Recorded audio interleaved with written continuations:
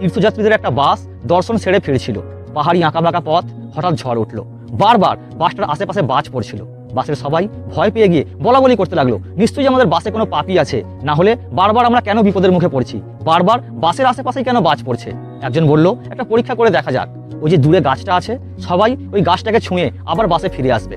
যে পাপী হবে তার বেলায় বাজ পড়বে, তারই মৃত্যু হবে, আর বাকি সবার প্রাণ বেঁচে যাবে। সবাই রাজি হলো আর একে একে ওই গাছটাকে ছুঁয়ে বাসে ফিরে এলো। রইল মাত্র একজন। সবাই তার দিকে ঘুরে ঘুরে তাকাচ্ছিল আর বলাবলি করছিল, নিশ্চয়ই এই লোকটাই পাপী। আর ওই লোকটাও ভাবছিল, তাহলে কি আমিই পাপী? লোকটা ভয়ে ভয়ে গাছটার কাছে গেল আর কাঁপা কাঁপা হাতে গাছটাকে ছুঁতেই সঙ্গে সঙ্গে বাজ পড়লো। কিন্তু গাছে নয়, বাজ পড়লো ওই বাসে। একমাত্র ওই লোকটা ছাড়া বাকি সবার মৃত্যু হলো।